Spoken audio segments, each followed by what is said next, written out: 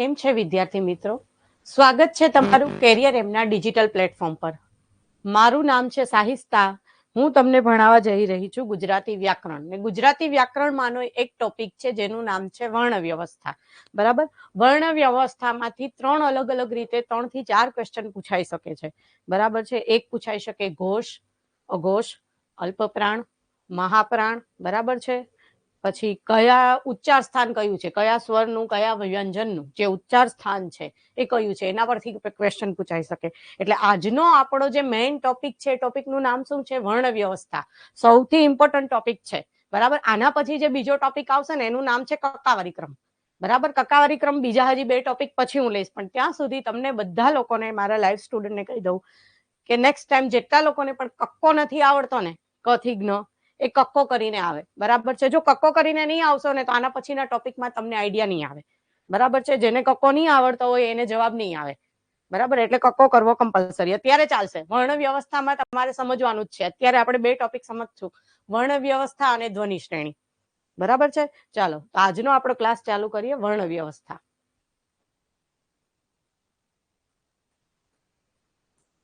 ચાલો, વર્ણ વ્યવસ્થા એટલે શું? વર્ણ એટલે શું? વર્ણ એટલે શું? વર્ણ એટલે શું? અક્ષર. બરાબર છે, અક્ષરોની ગોઠવણી. વર્ણ એટલે શું? અક્ષર. બરાબર, હવે સ્વર, અક્ષરોમાં શું આવે? સ્વર આવે અને વ્યંજન આવે. શું આવે? સ્વર આવે અને વ્યંજન આવે. બરાબર, બીજું શું આવે? જોડાક્ષર આવે.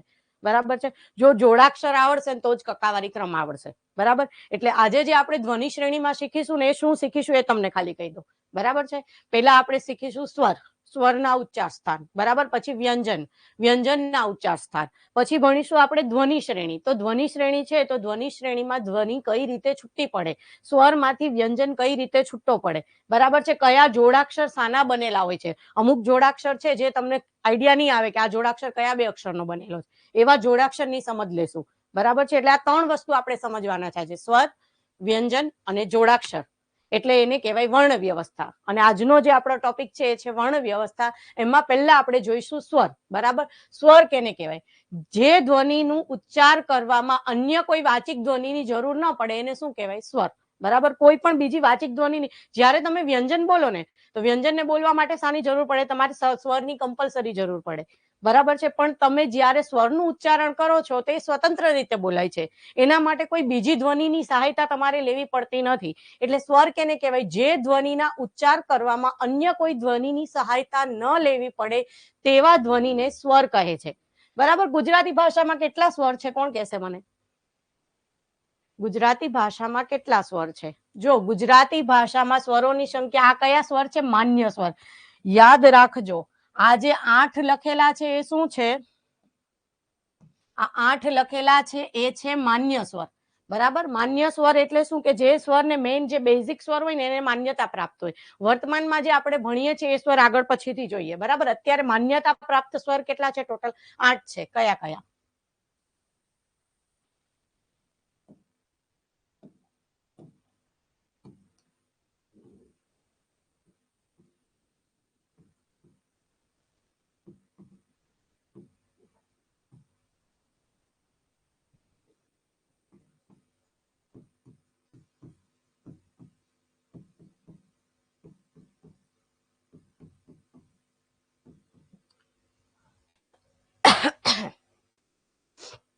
આમાં આપણે આ કાઢી નાખશું. આ શું કામ કાઢ્યો? એક કોઈને આઈડિયા આવશે કે આ શું કામ કાઢી નાખશું? જનરલી બધા કે આ કેમ આવે? કેમ કે આ કેનું છે? જ્યારે આપણે સંધિ ભણીશું ને ત્યારે તમને સમજાવીશ. અ વત્તા અ શું થાય? આ. બરાબર, એટલે દીર્ઘ સ્વર થઈ ગયો. જ્યારે પણ કોઈ દીર્ઘ સ્વર આવે ને, જનરલી બેઝિક સ્વર કરતા, એને આપણે કેમાં લેશું? દીર્ઘ સ્વરમાં. ને બેઝિક સ્વરમાં ટોટલ કેટલા આવશે? 8 સ્વર. કેટલા આવશે? 8 સ્વર. અ, ઈ, ઉ, રૂ. એ આ જે છે ને, તમે લોકો કે આ 2 એ કેમ લખેલા મેડમ? બરાબર છે, આ જે છે આને કહેવાય સંવૃત. આ જે લખે ને, જે આપણે ગુજરાતી ભાષામાં જનરલી વાપરતા હોય છે, આને શું કહેવાય? સંવૃત. સંવૃત એટલે એનું ઉચ્ચારણ કેવું હોય? એનું ઉચ્ચારણ ટૂંકું હોય. તમે બોલો ને એક. બરાબર છે, અમે. બરાબર, હવે એની જગ્યાએ આ એ આને શું કહેવાય? વિવૃત. વિવૃત એટલે કેવા સ્વર? વિવૃત એટલે કેવા સ્વર?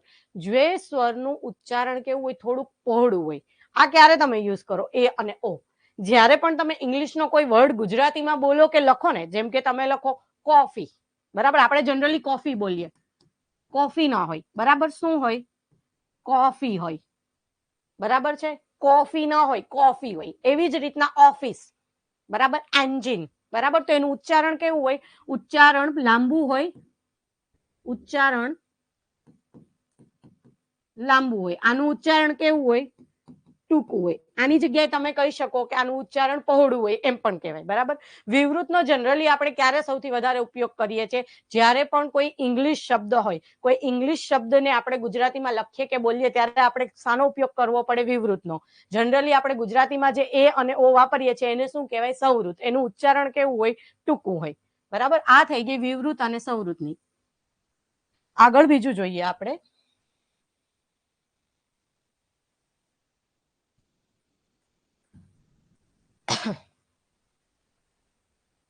વર્તમાનમાં સમયમાં ગુજરાતીમાં કેટલા સ્વરો છે? ચાલો, તમે લોકો, ઘણા લોકો કહેશે 13, ઘણા લોકો કહેશે 11. 11માં એ 11 કયા? બરાબર. બે સ્વરને ક્યારેય આપણે સ્વરની ગણતરીમાં લેવાના નથી, એને ખાસ યાદ રાખજો. કયા બે સ્વરોને યાદ રાખજો? જે તમે બોલો છો ને, અને શું કામ? શું છે? ને કહેવાય, આ જે તમે માથે મૂકો છો ને બેડું, આને શું કહેવાય? અનુસ્વાર. અનુસ્વાર. અનુસ્વારનું ઉચ્ચારણ શું હોય? વ્યંજનથી હોય. અનુનાસિક જે 5 વ્યંજન છે ને, આપણા 5 અનુનાસિક છે, એ 5 અનુનાસિકનું ઉચ્ચારણ હોય ને એને કહેવાય અનુસ્વાર. એટલે અનુસ્વારને આપણે સ્વરમાં લેતા નથી. બીજી વસ્તુ છે અહીંયા આને શું કહેવાય? આ બે મીંડા તમે જે આમ કરો ને, આને શું કહેવાય? વિસર્ગ. શું કહેવાય? વિસર્ગ. તો વિસર્ગને અને અનુસ્વારને, વિસર્ગ જનરલી સંસ્કૃત વર્ડ જે આપણે હોય ને એમાં વિસર્ગ લાગે, ગુજરાતી વર્ડમાં નથી લાગતો. જે સંસ્કૃત વર્ડ આપણે જે લીધેલા હોય ને એ વર્ડમાં ડાયરેક્ટ શું લાગે છે? વિસર્ગ, બરાબર. વિસર્ગ એટલે કયું? આનું શું ઉચ્ચારણ શું થાય? વ્યંજન તરીકે હ, બરાબર છે. ને આના 5 હોય. આ મીંડાને આપને 2 જ ખબર છે, ન અને મ. અનુસ્વારના આપને 2 જ ખબર છે, ન અને મ, બરાબર. પણ 2 નથી. અનુસ્વાર ટોટલ કેટલા હોય? 5 અનુસ્વાર હોય, બરાબર છે. એટલે આ બંનેને ક્યારેય પણ સ્વરમાં લેવાના નથી, આટલું ખાસ યાદ રાખવાનું, બરાબર. તો કે તો 11 કેમ થયા? આ 11 કેમ થયા? ચાલો કરીએ આપણે 11 કેમ થયા. આ ઈ ઉ રૂ એ ઐ ઓ ઔ. કેટલા થયા? 11 થઈ ગયા, બરાબર છે. આ કયા જે સ્વર છે? આ 11 સ્વર છે. આ કેવા? આ 8 જે આપણે પહેલા લખેલા ને, એ 8 કયા લખેલા?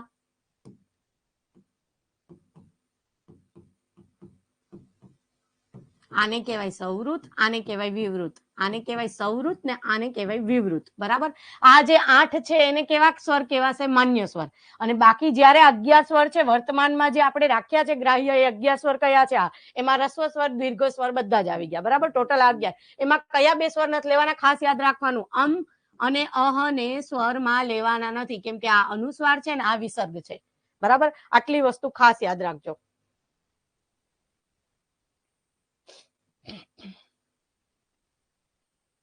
ચાલો, આજ જે હમણાં મેં તમને લખીને બતાવ્યા ઈ ઉ રૂ એ ઐ. વિવૃત ને સંવૃત યાદ રાખજો, પૂછાય છે, બરાબર. સંવૃત કેને કહેવાય? વિવૃત કહેવાય. જે જનરલી આપણે ગુજરાતીમાં વાપરીએ છીએ એને કહેવાય સંવૃત, બરાબર. એની સિવાય જે આમ ઊંધો કરો ને તમે રેફ, આમ ઊંધું આ રીતે લખો ને, સોરી, આમ કરીને આમ જે આ રીતે લખો ને, આને શું કહેવાય? વિવૃત. આમ લખો ને, આને કહેવાય સંવૃત, બરાબર. આનું ઉચ્ચારણ કેવું હોય? ખાસ યાદ રાખજો. બંનેના ઉચ્ચારણ યાદ રાખજો, ઉચ્ચારણ પૂછાય છે. વિવૃત હોય એનું ઉચ્ચારણ કેવું હોય? પહોળું, અથવા તમે કહી શકો લાંબુ. જ્યારે સંવૃત નું કેવું હોય? ઉચ્ચારણ ટૂંકું હોય, બરાબર. આ બે વસ્તુ ખાસ યાદ રાખજો. નેક્સ્ટ જોઈએ આપણે હવે વ્યંજન, બરાબર. પહેલા સ્વરોના ઉચ્ચાર સ્થાન, બરાબર. ચાલો, તમને લોકોને ખબર છે સ્વરના ઉચ્ચાર સ્થાન હોય. ઉચ્ચાર સ્થાન એટલે શું? ઉચ્ચાર સ્થાન એટલે શું? કે એ વર્ડ છે કે એ જે સ્વર છે એનો ઉચ્ચાર ક્યાંથી થાય? ઉચ્ચાર સ્થાન ટોટલ કેટલા છે? યાદ રાખજો, 5 મેન. પછી એના મિશઅપ થઈને બીજા બને એ વસ્તુ અલગ છે, પણ ટોટલ ઉચ્ચાર સ્થાન કેટલા છે? 5. અહીંયાથી સ્ટાર્ટ કરવાનું, ગળાથી, બરાબર. એટલે તમને યાદ રહેશે. પહેલું આવે કંઠ. કંઠ એટલે શું કહેવાય? ગળું. કંઠમાંથી, કંઠથી થોડાક આગળ આવો એટલે ક્યાંથી આવે? તાળવામાંથી, બરાબર. તાળવાથી થોડાક આગળ આવો એટલે ક્યાંથી આવે? મૂર્ધામાંથી. મૂર્ધા એટલે શું? આપણા પેઢાનો જાડો ઉપસેલો ભાગ હોય ને એને શું કહેવાય? આગળનો, એને મૂર્ધા કહેવાય. એટલે આ રીતે લાઈનમાં યાદ રાખજો. વ્યંજનમાં આ રીતે લાઈનમાં જ પૂછાશે, સ્વરમાં લાઈનમાં નહીં હોય. બરાબર છે? એટલે કંઠ્ય, પછી તાળવું આવે એટલે તાલવ્ય, તાલવ્યથી થોડા આગળ જાઓ. બરાબર? એટલે શું આવે? મૂર્ધા, એટલે કહેવાય મૂર્ધન્ય. ને મૂર્ધાથી થોડા આગળ જાવ એટલે દાંત આવે આપણે, એટલે એને કહેવાય દંત્ય. અને એનાથી બહાર આવો એટલે આવે હોઠ, એટલે એને કહેવાય ઓષ્ઠ્ય કે ઓષ્ઠવ. બરાબર? આ 5 જે છે એ શું છે? આપણા ઉચ્ચારણ સ્થાન. બરાબર? સ્વરોના કે વ્યંજનના 5 ઉચ્ચારણ સ્થાન છે. અમુક સ્વર છે ને એ 2 ભેગા ઉચ્ચારણ સ્થાનથી બોલાય. અમુક કંઠ અને તાળવા બંનેને ભેગા મળીને બોલાતા હોય, તો એને શું કહેવાય? કંઠ્ય તાલ. બરાબર? પણ મેઇન મૂળ કેટલા છે? ઉચ્ચારણ સ્થાન આપણા 5 છે. આ રીતે લાઈનમાં જ યાદ રાખવાનું. કંઠ, પછી તાળવું, પછી મૂર્ધા, મૂર્ધા પછી દાંત, ને દાંત પછી ઓષ્ઠ. બરાબર? હવે એવી જ રીતના હવે પેલા સમજી લ્યો સજાતીય સ્વર અને વિજાતીય સ્વર. બરાબર છે? સજાતીય સ્વર કેને કહેવાય? બરાબર? જે આ લખેલા છે ને અ અને આ, તો એ બે એકબીજાના, આ બે ને પેરમાં જ યાદ રાખવાના. અ અને આ એકબીજાના સજાતીય સ્વર છે. ઈ અને ઈ એકબીજાના સજાતીય સ્વર છે. ઉ અને ઉ એકબીજાના સજાતીય. આ ભાઈ એકલા, રૂ કેવો? હંમેશા એકલો. બરાબર છે? એ અને ઐ આ બંને કેવા છે? એકબીજાના સજાતીય. ઓ અને ઔ. બરાબર છે? તો એ કેવા છે? એકબીજાના સજાતીય સ્વર. તો આ સજાતીય સ્વર છે એકબીજાના, તો વિજાતીય સ્વર કેને કહેવાય? બરાબર? આ અ અને આ છે એ એકબીજાના સજાતીય છે, તો એ બે માટે બીજા બધા જ કેવા થઈ જાય? વિજાતીય. એવી જ રીતના ઈ અને ઈ છે, એ બંને કેવા છે? એકબીજાના સજાતીય. તો એની સિવાયના બધા જ સ્વર એના માટે કેવા થઈ જશે? વિજાતીય. એવી જ રીતના ઉ અને ઉ, તો એકબીજાના સજાતીય છે, તો એના માટેના બધા સ્વર એના માટે કેવા થઈ જાય? વિજાતીય સ્વર. જો સજાતીય સ્વર અને વિજાતીય સ્વરનો કોન્સેપ્ટ તમે ક્લિયર નહીં કરો તો સંધિમાં સમજ નહીં પડે.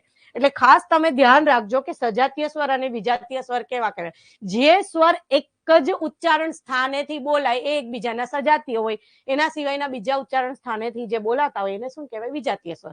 આ ટૂંકમાં તમને એક વ્યાખ્યા મેં કહી દીધી કે એક જ ઉચ્ચારણ સ્થાનેથી બોલાતા સ્વરોને એકબીજાના સજાતીય સ્વર કહેવાય, અને બીજા ઉચ્ચારણ સ્થાનેથી બોલાતા સ્વરને એના વિજાતીય સ્વર કહેવાય.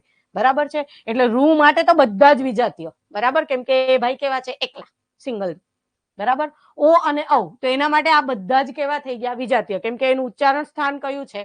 બરાબર? અહીંયા પહેલા આપણે લખીએ ઉચ્ચારણ સ્થાન. અ અને આ, તો અ અને આ તમે બોલો ને, અ આ, તો એ ક્યાંથી બોલાશે? કંઠમાંથી. ક્યાંથી બોલાશે? કંઠમાંથી. એવી જ રીતના ઈ ઈ, તો એ હંમેશા ઈ ઈ બોલીને ટ્રાય કરી જશો. એ ક્યાંથી બોલાશે? તાળવામાંથી. ઉ ઉ, ઉ અને ઉ, તો એ ક્યાંથી બોલાશે? હોઠમાંથી.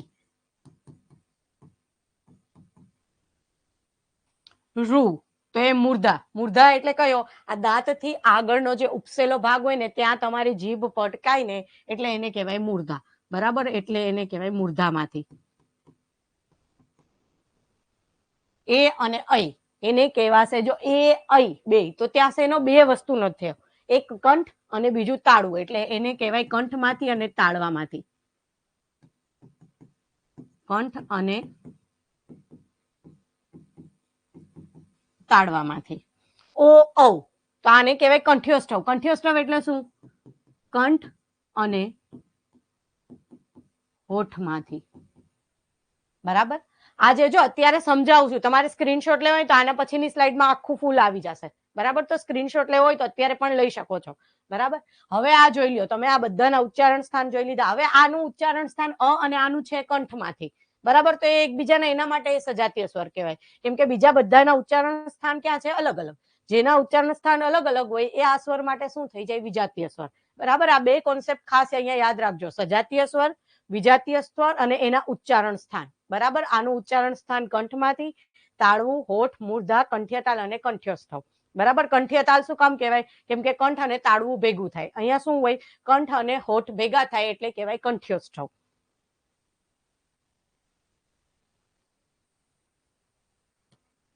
હવે જે આપણે નેક્સ્ટ જોવાના છે એ છે વ્યંજન. ચાલો, સ્વર યાદ રાખ્યા. માન્ય સ્વર કેટલા છે?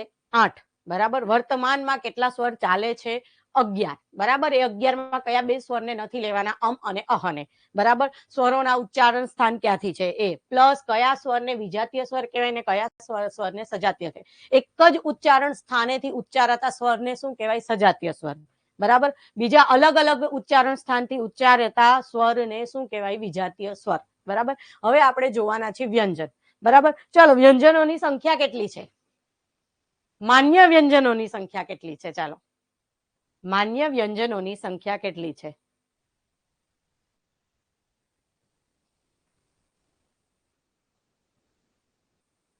કોઈને ખ્યાલ હોય તો જવાબ આપજો. બરાબર છે કે આપણા વ્યંજન કેટલા છે? જનરલી બધાને એબીસીડી પૂછીએ ને એટલે એબીસીડી બધાને આવડતી હોય. બરાબર છે, A to Z બોલી દે. કક્કો પૂછીએ ને મોસ્ટ ઓફ સ્ટુડન્ટને કક્કામાં ભૂલ પડે જ. બરાબર. હવે જ્યારે પણ નેક્સ્ટ લેક્ચર આવશે એ પહેલા તમે લોકો, હું એવી આશા રાખું છું કે કક્કો કરીને આવશો. બરાબર છે. કક્કો કરીને આવશો તો તમને કક્કાવાળી ક્રમમાં આઈડિયા આવશે. બરાબર છે. બાકી કક્કાવાળી ક્રમમાં તમને સમજ પડશે નહીં. બરાબર. 10 થી 15 મિનિટ થશે તમને કથી ન કરતા. બરાબર છે. ચાલો, હવે આપણે જોઈએ માન્ય સ્વર, માન્ય વ્યંજન. બરાબર. માન્ય વ્યંજન કેટલા છે? યાદ રાખજો, 34. કેટલા છે? 34. એ 34 છે ને, 34 માં કયા બે ને નથી લેવાના? ખાસ યાદ રાખજો. તમે કહો હે તો કઈ રીતે થયા? તો 34 કઈ રીતે થયા? ક્ષ અને જ્ઞ. આ બે ને લેવાના નથી માન્ય વ્યંજનમાં. શું કામ? કેમ કે આ બંને શું છે? યાદ રાખજો, આ બંને શું છે? જોડાક્ષર. આ કેનો જોડાક્ષર છે?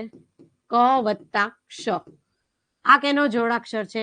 જ વત્તા અંજ. આને શું કહેવાય? અંજ કહેવાય. બરાબર છે. હમણાં આગળ આપણે જોશું આખું કોષ્ટક એટલે તમને ઓટોમેટિક આઈડિયા આવી જશે. આ બંનેને આપણે કક્કામાં લેવાના નથી, ખાસ યાદ રાખજો. ક્ષ અને જ્ઞ. બરાબર છે. કેમ કે શું છે? જોડાક્ષર છે. જોડાક્ષર એ કેના જોડાક્ષર છે? ક્ષ કેનો બનેલો છે? ક વત્તા શ નો. જ્ઞ કેનો બનેલો છે? જ વત્તા અંજનો. બરાબર છે. આ બંનેને લેવાના નથી તો બીજા કયાને લેવાના? તો 34 કઈ રીતે થયા? બરાબર છે. ચાલો જોઈએ. આપણે પહેલા તો જોઈએ કે આપણે જે પણ વ્યંજન છે એને જોઈએ એના ઉચ્ચારણ સ્થાન પ્રમાણે. બરાબર છે. પહેલો વર્ગ આવશે આપણો ક ચ ટ ત પ. આ વર્ગ યાદ રાખવાનો. કચટ ત પ યાદ રાખો. આ દેખાય છે? હું જે કલર થી લખું છું એ કલર થી દેખાય છે એ લોકો તમને લોકોને?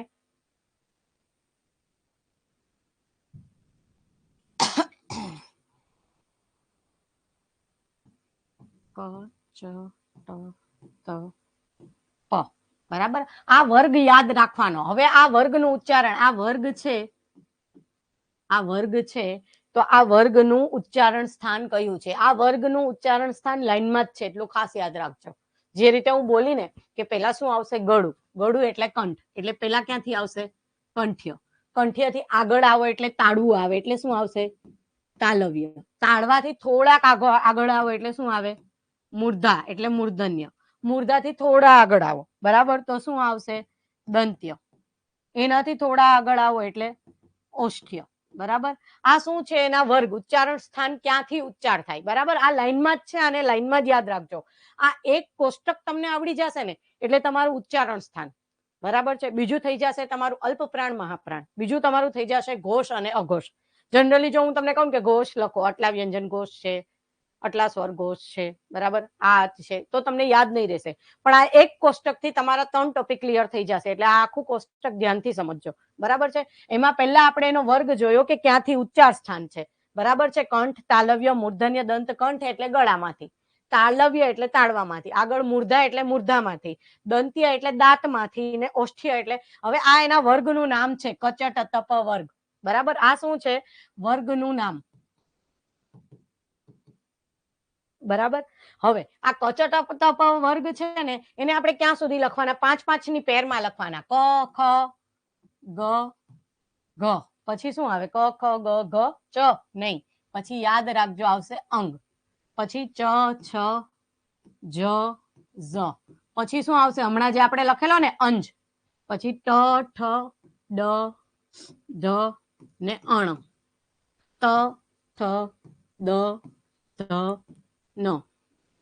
પ ફ બ ભ મ. મ સુધી 5 ની પેરમાં લખવાના. આ બે તમારા માટે નવા હોય. આનું ક્યાં સ્થાન આવે છે ખાલી યાદ રાખવાનું. આ કચટ તપ તમને યાદ રહે એટલે યાદ જ રહી જાય કે અહીંયા ચ નહીં આવે. બરાબર છે. આ કચટ તપ તમને યાદ રહી જાય એટલે તમને ખબર પડી જાય કે અહીંયા ચ નહીં આવે. બરાબર. એટલે પેલા અંગ આવે ને એના પછી શું આવે? અંજ આવે.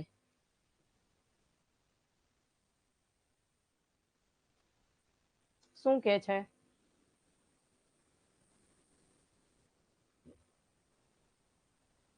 પેનનો કલર બદલાવો હજી નથી દેખાતો? કેજો મને તો બદલાવું, હા, ચેન્જ કરી નાખે, આપણે પાછું જોશું. કહી દો મને કમેન્ટ કરીને, ચેટ બોક્સમાં કહી દો. ચેન્જ કરું? આ બી નથી દેખાતો? આ કલર દેખાય છે કે નથી દેખાતો? મને કહી દો.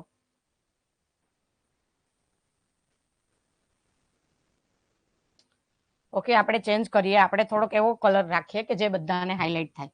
ઓકે, ચાલો, આ કલર દેખાશે ને બધાને? દેખાય છે ને મેં એસ લખેલો એ? ઓકે, ચાલો ચેન્જ કરી નાખ્યો. હા ને, ચેન્જ કરી નાખ્યો. ચાલો,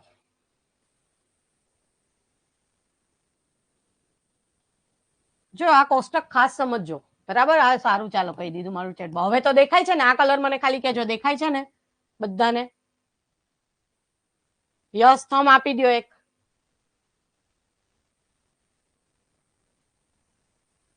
બ્લેક કયો તો આપણે બ્લેક રાખીએ. જે તમે કયો એ દેખાવો જોઈએ તમને. રેડ કયો, બ્લેક કયો, દેખાય છે ને? ચાલો બ્લેક જ રાખીએ, બધાને દેખાય. ચાલો, વર્ગ જોઈએ આપણે હવે. પેલા વર્ગ. વર્ગ એટલે એનું ઉચ્ચારણ. ઉચ્ચારણ, બરાબર? ઉચ્ચારણ ક્યાંથી થાય એ, બરાબર? આખો કોષ્ટક આવશે, સ્ક્રીનશોટ પછી લેજો. અહીંયા તમારી સમજ માટે છે કે કઈ રીતે આવ્યું, કે એને શું કહેવાય. આખો કોષ્ટક પાછો નેક્સ્ટ લખેલો ટાઈપ કરેલો હશે એટલે પછી સ્ક્રીનશોટ લેતો. અત્યારે સમજજો, બરાબર છે? વર્ગ હવે ક્યાંથી ઉચ્ચારણ સ્થાન છે? પેલા કંઠ્ય, પછી આગળ જાવ તો તાલવ્ય, તાલવ્ય થી આગળ જાવ તો મૂર્ધા, તો મૂર્ધન્ય, મૂર્ધાથી આગળ જાવ તો દંત્ય, દાંત થી આગળ જાવ તો ઓષ્ઠ્ય, બરાબર છે? આ જે 5 છે એના ઉચ્ચારણ સ્થાન છે, બરાબર છે? હવે એ કયા વર્ગ? એ વર્ગનું નામ શું છે? ક, ચ, ટ, ત, પ, બરાબર? દક્ષિણ ગુજરાતમાં ટ ને ત બધું સરખું જ, બરાબર? ટપેલી ને તલવાર, તલવાર નહીં, બરાબર છે? આ ત છે, ત નું ઉચ્ચારણ સ્થાન પ્રોપર દાંતમાં જીભ અડે ને તો ત બોલાય, બાકી ત ન બોલાય, ટ જ બોલાય. ટ ક્યાંથી બોલાય? મૂર્ધામાંથી બોલાય, બરાબર છે? હવે આને આપણે 5 ની પેરમાં લખવાના છે. ક, ખ, ગ થી. ક, ખ, ગ, ઘ અને અંગ, બરાબર? પછી ચ, છ, જ, ઝ અને આને શું કહેવાશે? કોણ કહેશે મને? આનું ઉચ્ચારણ શું થાય? અંજ કહેવાય. લખી જ દઉં છું. આને શું કહેવાય? અંગ. અમુક જગ્યાએ આને ન્ય પણ કહે છે, બરાબર છે? આને શું કહેવાય? અંગ. આને કહેવાય અંજ કે ન્ય, બરાબર છે? ત, ઠ, ડ, ઢ, અણ, ત, થ, દ, ધ, ન, પ, ફ, બ, ભ, મ. મ સુધી લખવાના છે આપણે. ક્યાંથી? ક થી મ સુધી. પણ એમાં તમારા બે યાદ રાખવાના, અંગ અને ન્ય કયો કે અંજ કયો, બરાબર? આ બે ને યાદ રાખવાના કે એની જગ્યા ક્યાં આવશે. ક થી મ. ક થી મ લખ્યા હતા, કેટલાક થયા? કોણ કહેશે મને? ક થી મ 5 ની 5 પેર છે એટલે કેટલા થયા? 25. કેટલા થયા? આ 25. તો આ 25 કેવા કહેવાય? વર્ગીય વ્યંજન. કેવા વ્યંજન કહેવાય? વર્ગીય વ્યંજન, બરાબર? કે જેના વર્ગ પડે છે. બીજા બધાના ઉચ્ચારણ સ્થાન હોય જ, પણ અમુક વાર અમુક વ્યંજન એવા છે કે જેનું ઉચ્ચારણ સ્થાન કંઠમાંથી હોય, અમુકનું હોઠમાંથી પણ હોય, બરાબર છે? અમુક અર્ધસ્વર તરીકે કહેવાય. તો એ બધા આપણે જોઈશું, બરાબર છે? એ બધા આપણે જોઈશું. પેલા અત્યારે આટલી વસ્તુ સમજો કે આ ક થી મ સુધીના છે, આ બધાને કેવા કહેવાય? વર્ગીય વ્યંજન. અને એનું બીજું નામ છે સ્પર્શીય વ્યંજન. શું છે બીજું નામ? સ્પર્શીય વ્યંજન, બરાબર છે? ક થી મ સુધીના જે 25 છે એને શું કહેવાય? વર્ગીય વ્યંજન કે સ્પર્શીય વ્યંજન, બરાબર છે? એમાંના જે આ જે આખી લાઈન લખેલી ને, આને કહેવાય અનુનાસિક. અનુનાસિક એટલે શું? બરાબર? અનુનાસિક એટલે શું?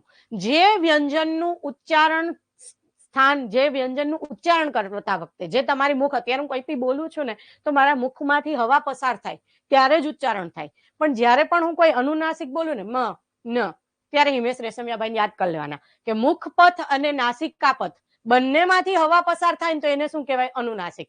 જો ખાલી કોઈ પણ વ્યાખ્યા યાદ રાખવી હોય ને તો તમારે એક કીવર્ડ્સ પકડી લેવાનો કે એની શું છે. હવે તમને પૂછે અનુનાસિક કેને કહેવાય? તો અનુનાસિક એટલે શું? જે વ્યંજનના ઉચ્ચારણ કરતી વખતે હવા મુખ અને નાસિકા બંનેમાંથી પસાર થાય એને શું કહેવાય? અનુનાસિક. તો એની સિવાયના બધાને શું કહેવાય? નિર્નુનાસિક. નિર્નુનાસિક એટલે શું? જે વ્યંજનના ઉચ્ચારણ કરતા વખતે માત્ર હવા મુખમાંથી બહાર નીકળે, બરાબર. જ્યારે મુખમાંથી બહાર નીકળે તો એને શું કહેવાય? નિર્નુનાસિક. ને મુખ અને નાક બંનેમાંથી બહાર નીકળે, તમે બોલો ન મ અંગ, બરાબર, તો એ રીતે બોલે એટલે એને શું કહેવાય? અનુનાસિક. અનુનાસિકની સંખ્યા કેટલી છે? 5. બરાબર, કેટલી છે? 5.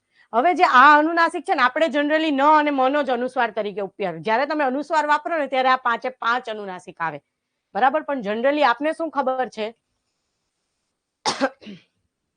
એક જ મિનિટ. હા,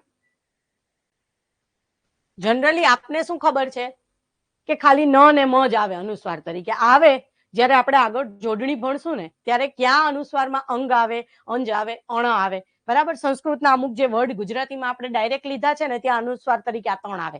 આપણે તો 2 જ અનુસ્વાર ખબર છે, કા કોઈનો અનુસ્વાર મ હોય, જેમ કે કંપન. કંપન બોલીએ તો કંપનમાં મીંડું કરીએ ને આ રીતે આપણે શું લખીએ? કંપન. તો અહીંયા કંપન લખ્યું તો અહીંયા જે પ બોલીએ, અહીંયા શું બોલીએ? કંપન. પ બોલીએ, મ બોલીએ. તો તમે એમ કહો આ અનુસ્વાર શું થયો? મ. એવી જ રીતના આવે લખું બિંદુ. બિંદુ લખ્યું તો બિંદુમાં આનો અનુસ્વાર શું થયો? ન, બરાબર છે. ન. કંપનમાં શું થયો? મ. ને આમાં શું થયો? ન. 2 જ અનુસ્વાર આપણે જનરલી ગુજરાતીમાં આવે છે, પણ અમુક સંસ્કૃતના એવા વર્ડ છે જે આપણે ગુજરાતીમાં બેઠા લીધા છે, એમાં આ 3 અનુસ્વાર પણ આવે છે. આને અનુસ્વાર પણ કહેવાય ને બીજું શું કહેવાય? અનુનાસિક. તો અનુનાસિકની સંખ્યા કેટલી છે? 5 છે, બરાબર છે. તો તમને એવું પણ પૂછી લે કે નિર્નુનાસિકની સંખ્યા કેટલી છે, બરાબર. તો માન્ય વ્યંજન કેટલા છે? 34 છે. 34 છે તો એમાં તમે 5 કાઢો તો કેટલા વધે? નિર્નુનાસિક. એટલે યાદ રાખવાનું 29. નિર્નુનાસિક કેટલા છે? 29, બરાબર. વર્ગીય અને સ્પર્શીય વ્યંજન કેટલા છે? 25. એની સિવાયના બીજા હવે આપણે લખીએ.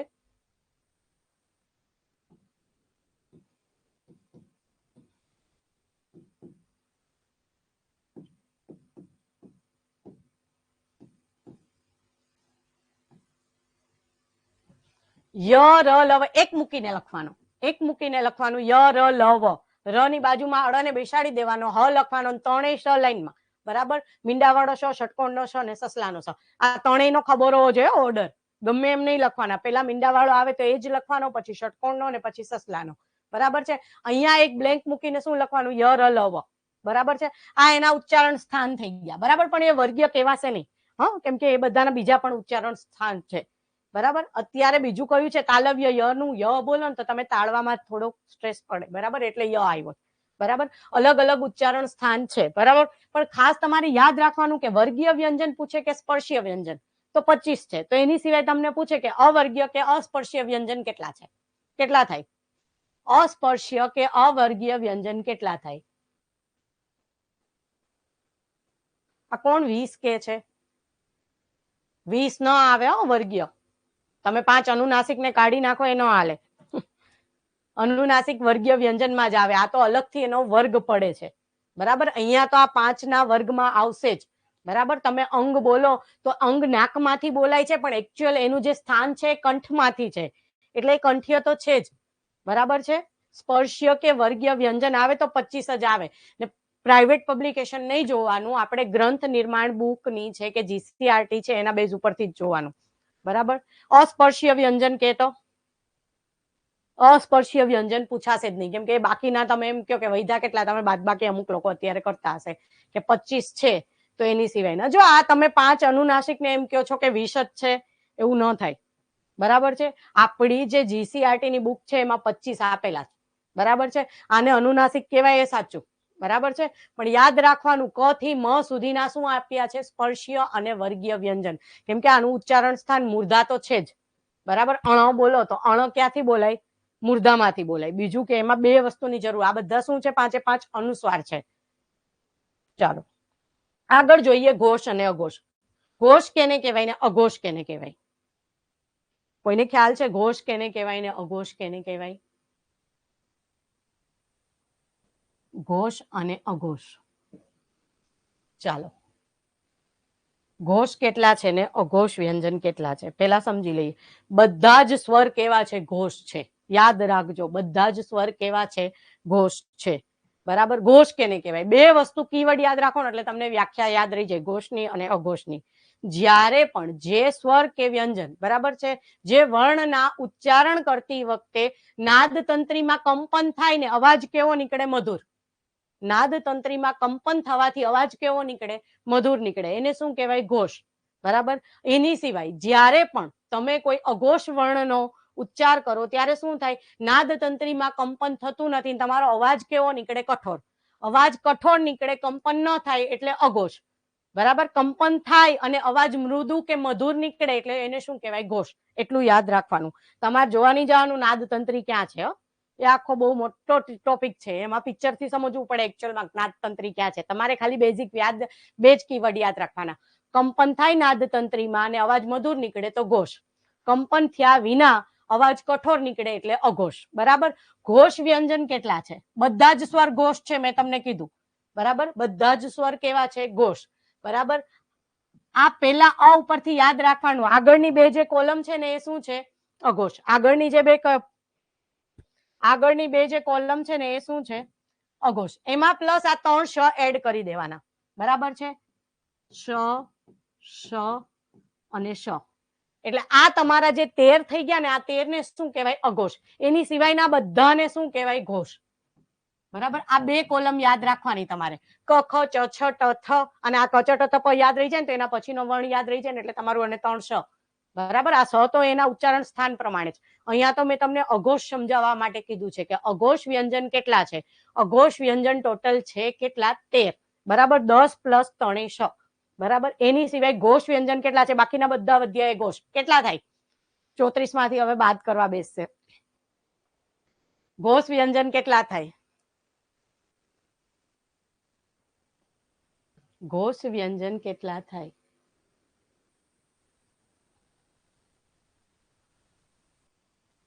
ઘોષ વ્યંજન કેટલા થાય? પૂછાય છે. અઘોષ 13 થયા. બરાબર. અઘોષ કેટલા થયા? 13. તો વધ્યા કેટલા? 21. બરાબર. તો આ 21 શું થાય? ઘોષ. ઘોષ એટલે કેવા? નાદ તંત્રીમાં કંપન થાય ને અવાજ મધુર નીકળે એટલે ઘોષ. નાદ તંત્રીમાં કંપન થયા વગર અવાજ કઠોર નીકળે એને કહેવાય અઘોષ. બરાબર. હવે જે બીજું આપણે સમજીએ એને કહેવાય અલ્પપ્રાણ અને મહાપ્રાણ. અલ્પપ્રાણ એટલે તમે જ્યારે ઓછી હવાની જરૂર પડે. બરાબર. તમે કોઈ વર્ણ બોલો, જેમ કે ક, ખ બોલું ને તમારે વધારે હવાની જરૂર પડે. બરાબર. ઓછી હવાની જરૂર પડે એને શું કહેવાય? અલ્પપ્રાણ. શું કહેવાય? અલ્પપ્રાણ. ને જ્યારે વધુ હવાની જરૂર પડે ત્યારે શું કહેવાય? મહાપ્રાણ. એને શું કહેવાય? મહાપ્રાણ. તો આ યાદ કઈ રીતે રાખવાનું? કયો વ્યંજન અલ્પ મહા છે? બરાબર. આ એક કોષ્ટક યાદ રાખો ને એટલે ઘોષ, અઘોષ, વર્ગ, અલ્પપ્રાણ, મહાપ્રાણ બધું જ યાદ રહી જાય. અલ્પ મહા, અલ્પ મહા. બરાબર છે. આ શું છે? અલ્પ મહા, અલ્પ મહા, અલ્પ મહા. બરાબર. તમારે પછી ખાલી વિઝ્યુઅલાઇઝ જ કરવાનું કે આ ક છે અને એના માટે આટલું ક થી મ સુધીનો કક્કો આવડવો જોઈએ. એ ન આવડે તો કઈ વિઝ્યુઅલાઇઝ ન થાય. બરાબર છે. એટલું આવડવું કમ્પલસરી. હવે જેવું તમને પૂછું ને કે ડ છે, ઘોષ છે કે અઘોષ છે, અલ્પપ્રાણ છે કે મહાપ્રાણ છે, તો તમે સીધા ટ, આ ક, ચ, ટ, ત, પ જેને યાદ હોય ને એટલે તમે શું કહો કે મૂર્ધામાં ટ આવે તો ટ, ઠ, ડ એટલે આ અલ્પ મહા અલ્પ આવે. ખબર પડી જાય. બે કોલમ જતી રહી એટલે કેવો થઈ ગયો? ઘોષ થઈ ગયો. પછી ટ વર્ગમાં આવે એટલે મૂર્ધન્ય છે, એ બી ખબર પડી ગઈ. બરાબર. આ રીતે ક્વેશ્ચન પૂછાય છે એટલે બધું જ યાદ રાખવાનું. આ એક કોષ્ટક થી તમારા અલ્પ મહા. ચાલો, અલ્પપ્રાણ કેને કહેવાય? જે પણ વ્યંજનનું ઉચ્ચાર કરતા વખતે ઓછી હવાની જરૂર પડે એને શું કહેવાય? અલ્પપ્રાણ. વધુ હવાની જરૂર પડે એને શું કહેવાય? મહાપ્રાણ. ઘોષ કેને કહેવાય? તો કે કંપન થાય નાદ તંત્રીમાં અવાજ મધુર નીકળે સરસ મજાનો, એને ઘોષ કહેવાય. ને જ્યારે નાદ તંત્રીમાં કંપન ન થાય ને અવાજ કઠોર નીકળે એને શું કહેવાય? અઘોષ. ને અ ઉપરથી યાદ રાખવાનું કે પેલા આગળની બે કોલમ અને પ્લસ આ 3 શ એ આવે એને શું કહેવાય? અઘોષ. અ ઉપરથી યાદ રાખવાનું. અ આગળ આવે એટલે પહેલી બે કોલમ છે એ શું છે? અઘોષ. એના સિવાયના બધા જ કેવા છે? ઘોષ. આ 3 શ ને મૂકીને, આ 3 શ અહીંયા ઘોષ અઘોષમાં નહીં આવે. બરાબર છે. 3 શ છે એ આપણે વર્ગ પ્રમાણે લીધા. બરાબર. અહીંયા સુધીની સમજ પડી? અનુનાસિક, નિર્નુનાસિક, ઘોષ, અઘોષ, અલ્પપ્રાણ અને મહાપ્રાણ. ચાલો.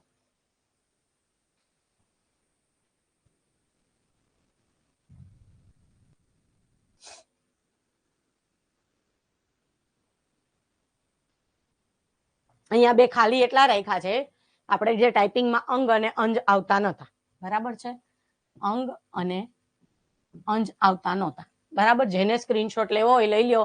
અહીંયા અઘોષ છે ને અહીંયાથી આ મેં ઘોષ એટલે નથી લખ્યું કેમ કે અહીંયા 3 શ પણ છે. અઘોષમાં તમારે અહીંયા સ આ બધાને લખી નાખવાના ઘોષ, આ 3 શ ને નહીં હો ને, 3 શ ને આમ કરી દેવાના. એ શેમાં આવશે? અઘોષમાં, બરાબર. સ્ક્રીનશોટ લેવો હોય તો લઈ શકો તમે.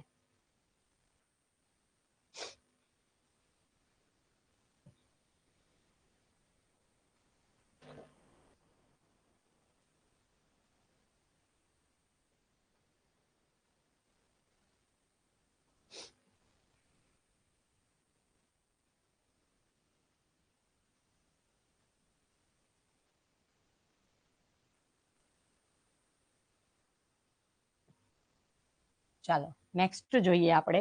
હવે એની સિવાયના જેમ મેં તમને કીધું હતું ય, વ, હ અને ર, બરાબર. ર ને પછી જોઈએ આપણે, પેલા આ 3 ને જોઈએ. આ 3 ને આપણા પાઠ્ય પુસ્તકમાં જે કીધેલું છે એ કીધેલું છે એમને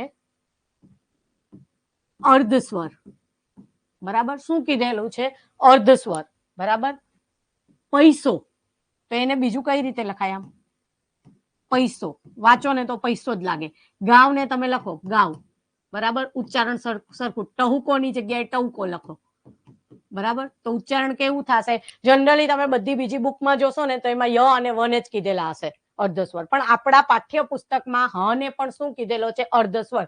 આ 3 શું છે? અર્ધસ્વર. તમે પૈસો બોલો કે પૈસો બોલો, ઉચ્ચારણ કેવું થશે? સરખા જેવું જ, ગાવ અને ગાવ, બરાબર. ટહુકો કે ટહુકો, બરાબર છે. આ બંને એકબીજાના, એટલે આ 3 ને શું કહેવાય છે? અર્ધસ્વર. યાદ રાખજો, લખવું હોય તો આમાં પછી લખાયેલું આવશે નહીં. ને આને કેવો કહેવાય? આ છે ર. કન્ટિન્યુઅસલી જે પ્રકંપી છે, આ કેવો છે?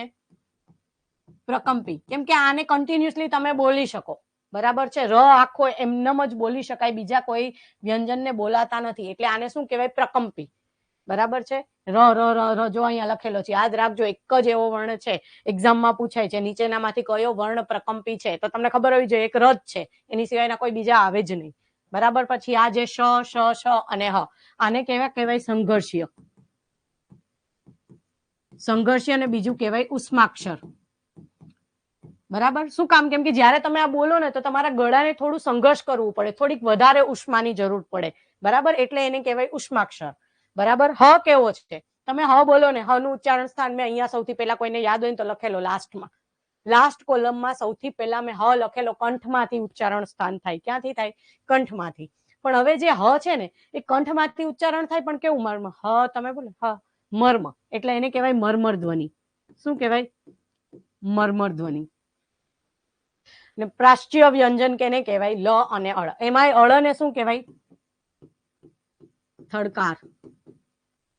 થડકાર, બરાબર. તમે બોલો ને અળ, એક થડકો લાગશે અહીંયા. અળ અળ બોલો ને એટલે થડકો લાગે, એટલે એને શું કહેવાય? થડકાર, કે અમુક જગ્યાએ લૂંઠિત થડકાર કે છે, બરાબર. જ્યારે પણ તમે અળ બોલો ને તો એક થડકો લાગે, એટલે એને કેવો કહેવાય? થડકાર રૂપ. એવી જ રીતના શ, શ, શ, હ ને શું કહેવાય? સંઘર્ષી અને ઉષ્માક્ષર. કેમ કે બોલો ને ત્યારે વધુ ઉષ્માની જરૂર પડે. હ કેવો છે? મર્મર ધ્વનિ છે. જો યાદ રાખજો, ર એક જ પ્રકંપી છે ને હ એક જ મર્મર ધ્વનિ છે, એટલે બંનેને યાદ જ રાખજો. 3 અર્ધસ્વર કયા કયા છે? ય, વ અને હ, બરાબર છે. એકબીજાના કેવા છે? અર્ધસ્વર. જો અહીંયા એક્ઝામ્પલ આપેલું છે, આનો સ્ક્રીનશોટ પાડવો હોય તો પાડી લેજો, બરાબર. પાછળ આ લખેલું હશે નહીં.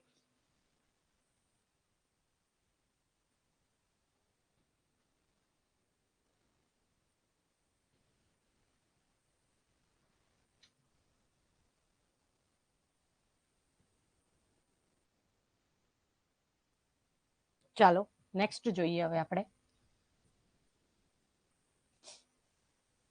હવેનો જે ટોપિક છે એનું નામ છે ધ્વનિ શ્રેણી. ધ્વનિ શ્રેણી એટલે શું? જો તમને ધ્વનિ શ્રેણી આવડશે ને તો ધ્વનિ શ્રેણીના આધારે તમે કક્કાવારી ક્રમમાં છે ને અમુક એવા જોડાક્ષરથી બનતા શબ્દ હશે ને તો એ તમે ધ્વનિ શ્રેણીથી છૂટા પાડશો ને તો તમારો કક્કાવારી ક્રમ વિધિન સેકન્ડમાં છે ને સોલ્વ થઈ જશે. કેમ કે એમાં તમારે કોઈ અક્ષર જ જોવાનો હોય, બરાબર છે. તો એ જોડાક્ષર છે તો એ કયા બે જોડાક્ષરનો છે, બરાબર. એ જોડાક્ષર છૂટા પાડો ને એટલે ધ્વનિ શ્રેણી આવડતી હોય તો તમે કોઈ પણ કક્કાવારી ક્રમ સેટ કરી શકો, બરાબર છે. એના માટે ધ્વનિ શ્રેણી આવડવી કમ્પલસરી. બીજી વસ્તુ કે જો તમને ધ્વનિ શ્રેણી આવે તો તમને સંધિમાં ખ્યાલ આવશે. ઘોષ અઘોષ આવે, કેમ કે અમુક જે સંધિના નિયમો છે ને એ કેના આધારે છે? ઘોષ અને અઘોષના આધારે, કે ઘોષ હોય તો આમ કહેવાય, અલ્પ પ્રાણ હોય તો આમ કહેવાય. એ બધા જ આજે આપણો આખો કોષ્ટક છે ને એ કોષ્ટક ઉપર બીજા ટોપિક નિર્ભર છે, બરાબર? એટલે આ કોષ્ટક બધાને આવડી જવો જોઈએ. ચાલો હવે આપણે સમજીએ ધ્વનિ શ્રેણી. ધ્વનિ શ્રેણી એટલે શું? જે પણ આપણે ઉચ્ચારણ સ્થાન, જેમ કે હું ક બોલું છું, ક, તો ક બોલું તો ક્યારેય પણ કોઈ વ્યંજન છે ને એ એકલો ન ઉચ્ચારાય. એના માટે શેની સહાયતા લેવી પડે? આપણે સ્વરની. તો જ્યારે આપણે સ્વરને એનાથી છૂટતો ક બોલીએ ને, ક અ બોલાય જ, કા બોલીએ ને તો ક વત્તા આ બોલાય જ, બરાબર? ધ્વનિ શ્રેણી એટલે શું? વ્યંજનમાંથી સ્વરને કે વ્યંજનમાંથી વ્યંજનને છૂટા પાડવાની પ્રક્રિયાને શું કહેવાય? ધ્વનિ શ્રેણી. જો, અને યાદ રાખજો, ભાષાનો નાનામાં નાનો ઘટક એક્ઝામમાં પૂછાઈ ગયું છે. ભાષાનો નાનામાં નાનો ઘટક કયો છે? ધ્વનિ. બરાબર છે? તમે સાંભળો, તમારે ધ્વનિ તમારા કાનમાં પડે પછી જ તમે બોલતા શીખો, એમનેમ જ નહીં બોલતા શીખાય, બરાબર છે? પેલા તમારા કાનમાં જ્યારે કોઈ પણ ધ્વનિ જાય એ ધ્વનિને તમે સાંભળો, બરાબર છે? પછી જ તમે ઉચ્ચારણ કરો. એટલે જે ધ્વનિ શ્રેણી છે, ભાષાનો નાનામાં નાનો ઘટક કયો છે? તો એ યાદ રાખજો, ધ્વનિ. બરાબર? ગુજરાતી ભાષા અહીંયા લખ્યું છે મેં, ફોનેટિક્સ ભાષા છે. કેવી? ફોનેટિક્સ. ફોનેટિક્સ ભાષા એટલે શું? હું લખું કમળ, તો જે બોલું એ જ રીતે લખાય. હું બોલું પંખો, તો પંખો જ લખાય, બરાબર છે? જેમ જેવી બોલીએ એવી લખીએ એને શું કહેવાય? ફોનેટિક્સ ભાષા. જ્યારે ઇંગ્લિશ તમે બોલો, કટ, અહીંયા લખું બસ, બરાબર?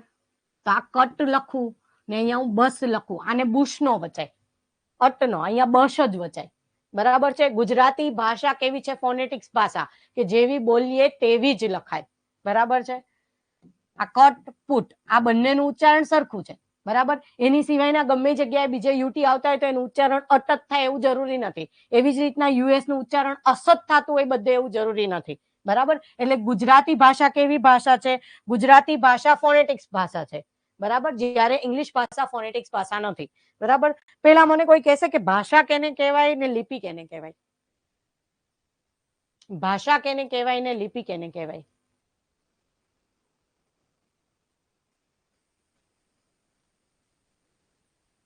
ઓકે, ચાલો થોડુંક સ્લો જઈએ. એ તમે સ્ક્રીનશોટ લેતા જશો ને તો વધારે આઈડિયા આવશે. સ્ક્રીનશોટ લઈને પછી તમે લખી લ્યો, લખવું હોય તો લખતા જવું, વાંધો નહીં. જો, ભાષાનો નાનામાં નાનો ઘટક એટલે ધ્વનિ, બરાબર છે? બીજું, ગુજરાતી ભાષા ફોનેટિક્સ ભાષા છે. ફોનેટિક્સ ભાષા એટલે શું? જેવી બોલાય તેવી લખાય, એને કહેવાય ફોનેટિક્સ ભાષા. ભાષા અને લિપિ એ વસ્તુ યાદ રાખજો, ભાષા કેને કહેવાય, બરાબર છે? ભાષા એટલે શું? જે આપણે બોલીએ ને, બરાબર? જેમ કે હું અત્યારે બોલું છું તો હું શું બોલું છું? ગુજરાતી બોલું છું, બરાબર છે? તો એ કઈ ભાષા કહેવાય? ગુજરાતી ભાષા કહેવાય. હું અત્યારે લખું છું તો હવે હું આ લખું છું તો હું અહીંયા લખું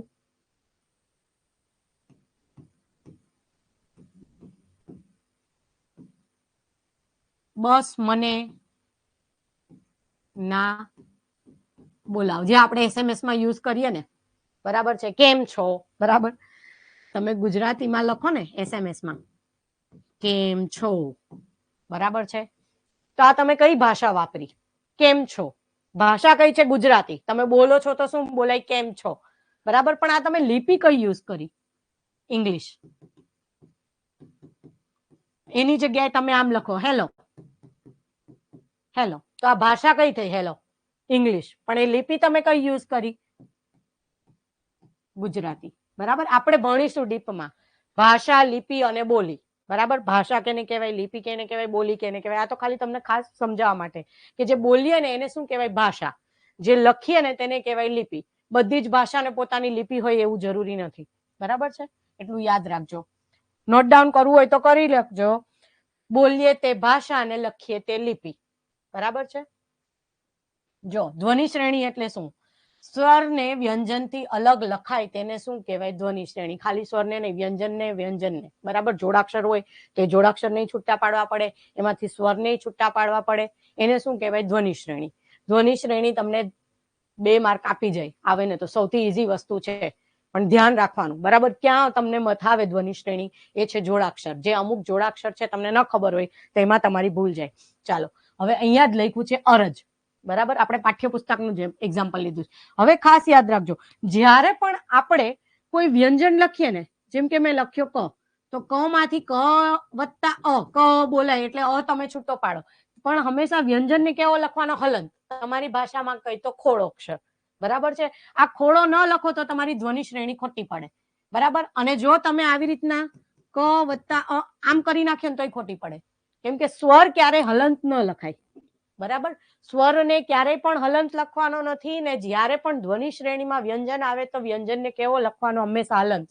હલંત નહીં કરો કે ખોડો નહીં કરો તો તમારી ધ્વનિ શ્રેણી સાચી પડે નહીં. બરાબર. એટલે આ બે વસ્તુ ખાસ યાદ રાખવાનું. જો અહીંયા લખેલી છે અરજ, તો અ છે તેની નીચે હલંત કરેલો નથી, કેમ કે એ પોતે સ્વર જ છે. હવે ર છે તો ર નું ઉચ્ચારણ શું હોય? ર વત્તા અ. તો આ ર ને કેવો કરવાનો? હલંત. એવી જ રીતના પાછળ છે જ. હવે જો અહીંયા એક વસ્તુ સમજજો તમે લોકો, કે એક જ મિનિટ,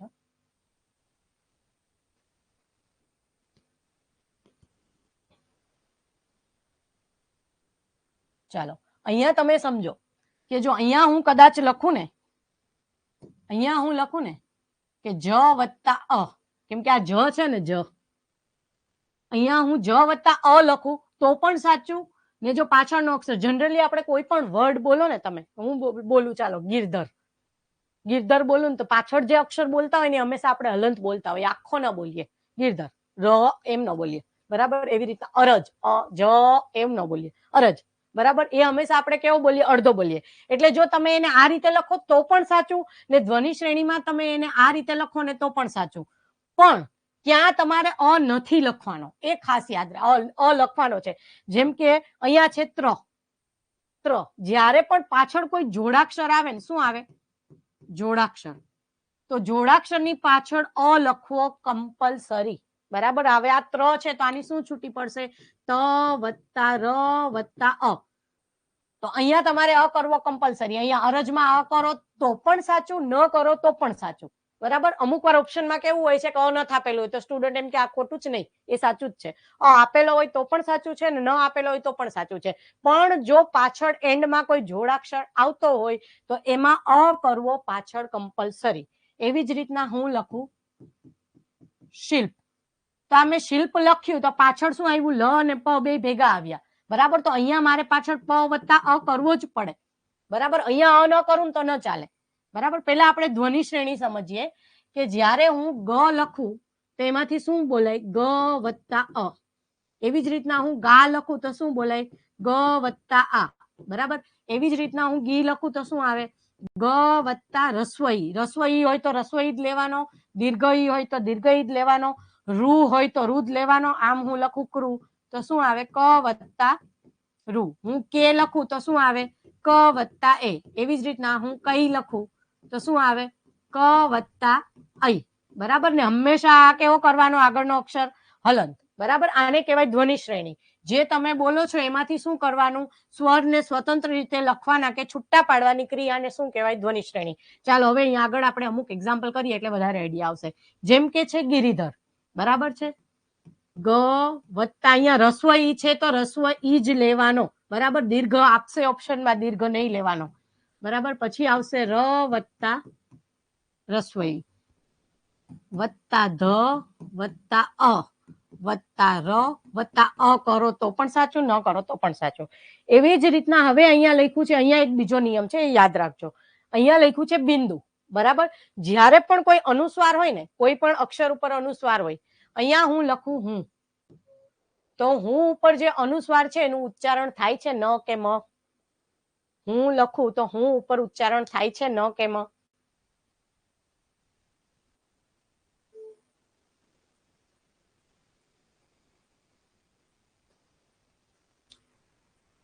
જો હું લખું ને હું, બરાબર, ત્યારે હું માં અનુસ્વારનું ઉચ્ચારણ નથી. બરાબર. એ અનુસ્વારનું જેનું ઉચ્ચારણ ન હોય એને શું કહેવાય? મંદ અનુસ્વાર. કેવા અનુસ્વાર કહેવાય? મંદ અનુસ્વાર. જ્યારે અહીંયા બિંદુ, બિંદુ અહીંયા આ છે ને એનું ઉચ્ચારણ તમે કરો ને તો શું થાય? બિંદુ ન. ઉચ્ચારણ ન થાય. જ્યારે પણ તીવ્ર અનુસ્વાર, આને શું કહેવાય? મંદ અનુસ્વાર. આને શું કહેવાય? તીવ્ર અનુસ્વાર. જ્યારે પણ તીવ્ર અનુસ્વાર આવે ને તો તીવ્ર અનુસ્વાર હોય તો એનું ઉચ્ચારણ થતું હોય, શું થતું હોય? ન કે મ. તો એને તમારે ધ્વનિ શ્રેણીમાં છૂટો પાડવાનો, બરાબર છે. જેમ કે અહીંયા બિંદુ છે, બરાબર.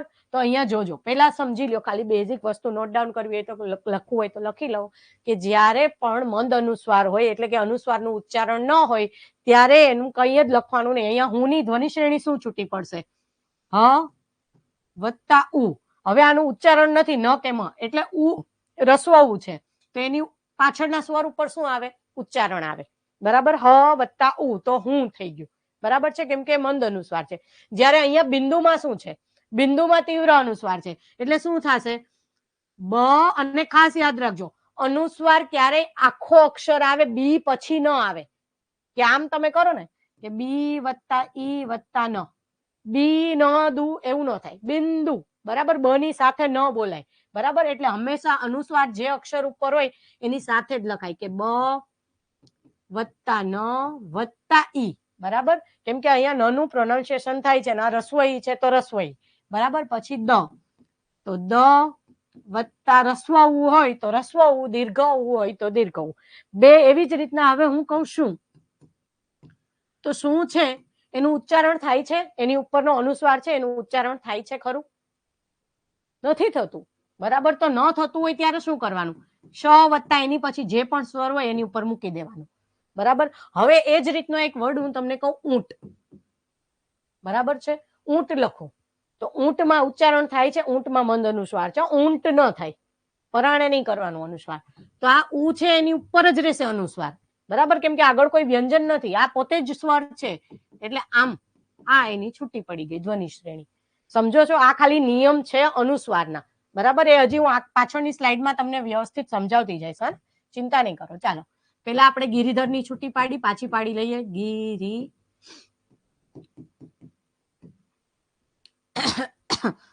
હવે જો મેં આમ કરી દઉં ને તો આ ખોટું, કેમ કે આ શું છે? સ્વર, બરાબર. અહીંયા મેં આમ કરી દઉં ને આમ તો શું થઈ જાય? ખોટું. કેમ કે સ્વર ક્યારે પણ હલંત ન લખાય. હલંત એટલે ખોડો તમારી ભાષામાં, અને વ્યંજનમાં તમે આમ કરો ને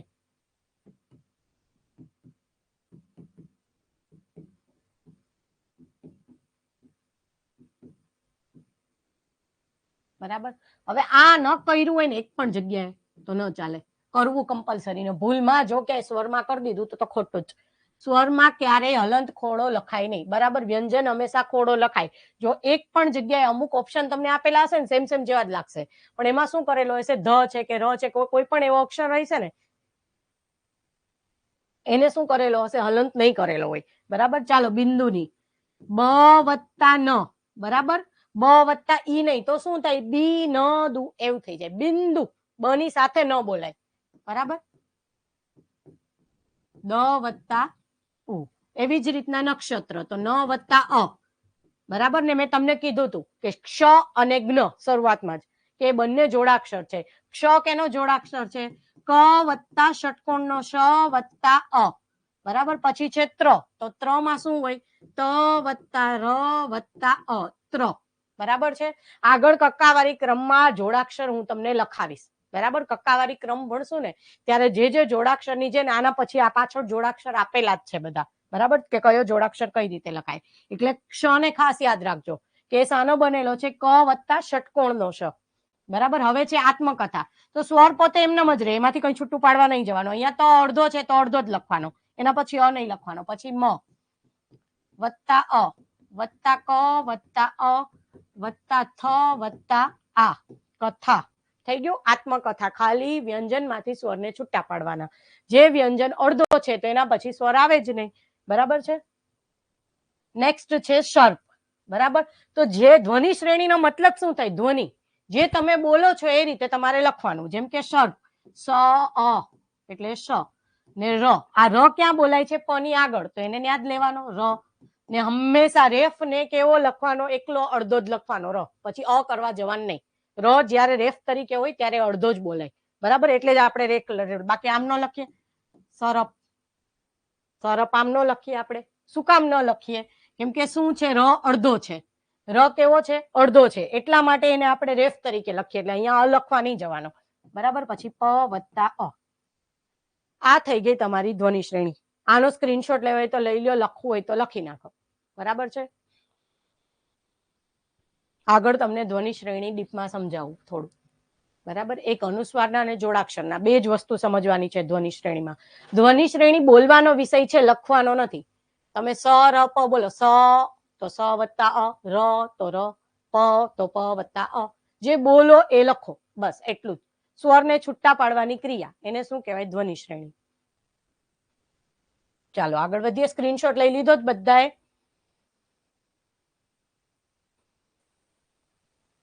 ચાલો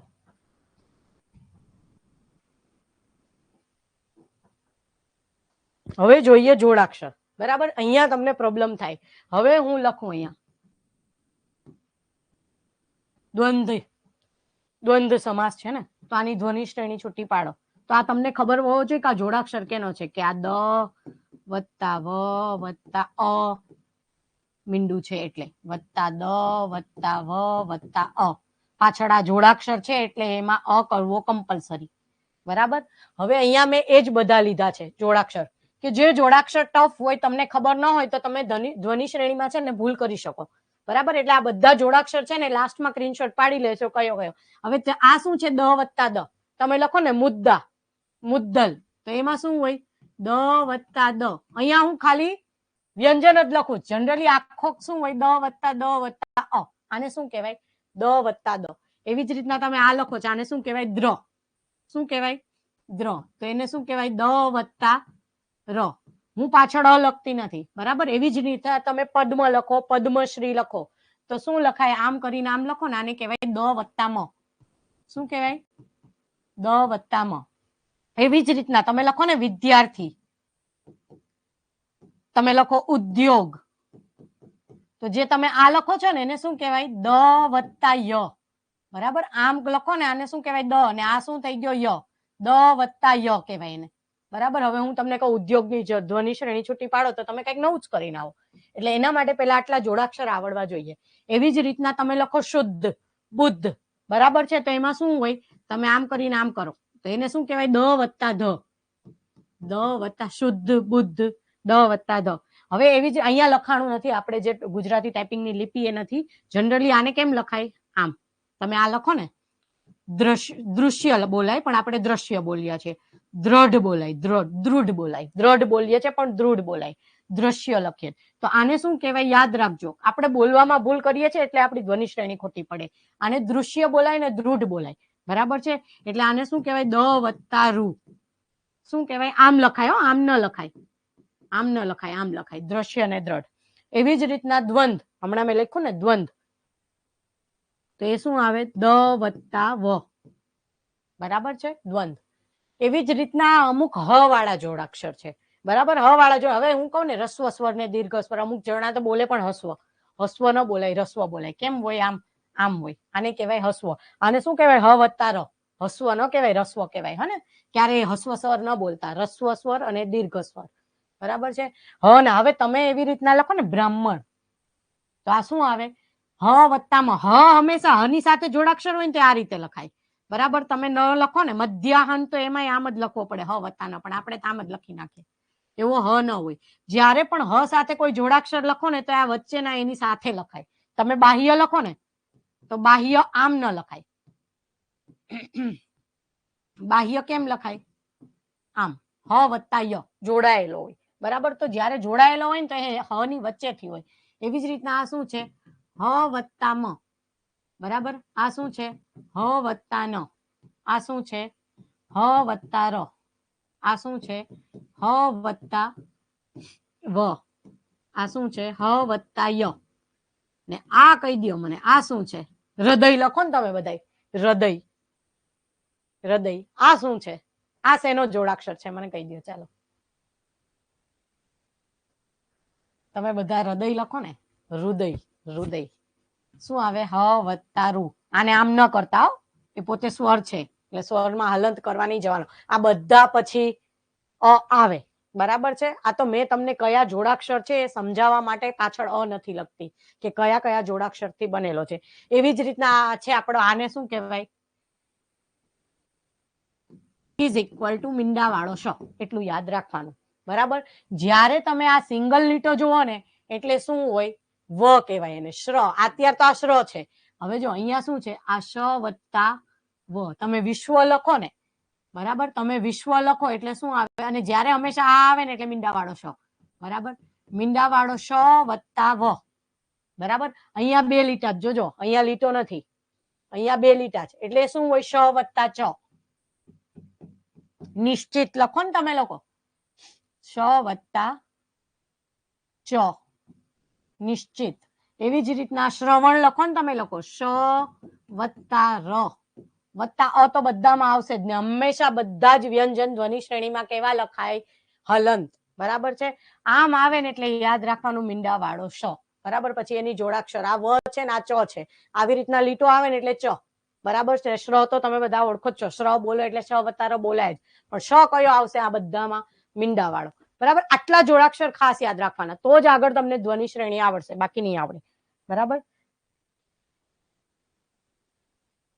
ચાલો જોઈ લ્યો જોડાક્ષર. સ્ક્રીનશોટ પાડવો હોય તો પાડી લ્યો બધા જ.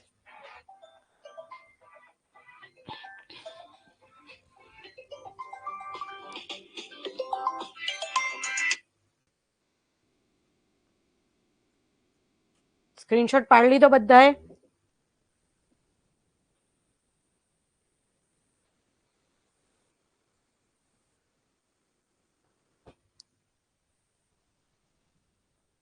ચાલો આગળ વધીશું આપણે. હવે જો અહીંયા તમને બેઝિક વસ્તુ હું ધ્વનિ શ્રેણીની સમજાવી દઉં કે આખી કક્કાવાળી છે ને એમાં તમે ક્રુ લખો, કી લખો, દીર્ઘ લખો કે રસ્વ લખો કે દીર્ઘ લખો. બરાબર. આ બધામાંથી તમે આમાંથી શું દીર્ઘ છૂટો પાડો, આમાંથી શું છૂટો પાડો? રસ્વ પાડો. અહીંયા શું? પણ એક તમને અનુસ્વારમાં ધ્યાન રાખવાનું, જ્યારે પણ નોટ ડાઉન કરતા જજો કરવું હોય તો. મંદ અનુસ્વાર હોય, મંદ અનુસ્વાર હોય તો એ અનુસ્વાર સ્વર પર રહે છે. જ્યારે તીવ્ર અનુસ્વાર હોય જેનું ઉચ્ચારણ શું થતું હોય? મ કે ન, તો એ શું થાય? છૂટો પડે છે, એટલે કે લખાય છે. બરાબર. બાકી અનુસ્વાર કેવો થાય? કેરી થાય. જેમ આપણે જોયું ને શું, તો શું માં શું થયું?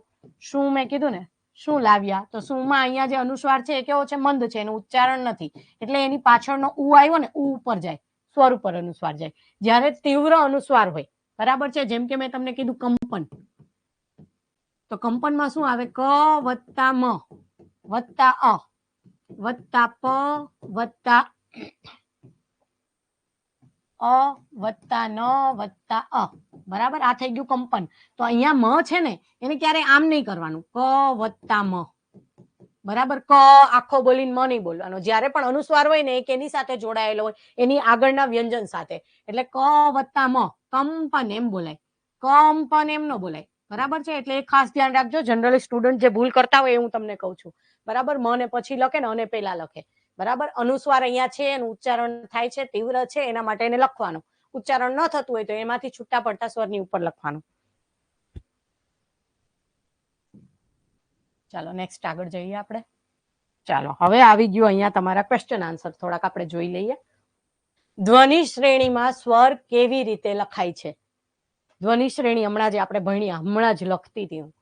વ્યંજન સાથે લખાય છે, જોડાક્ષર સાથે લખાય છે, સ્વતંત્ર લખાય છે, એ અને બી બંને.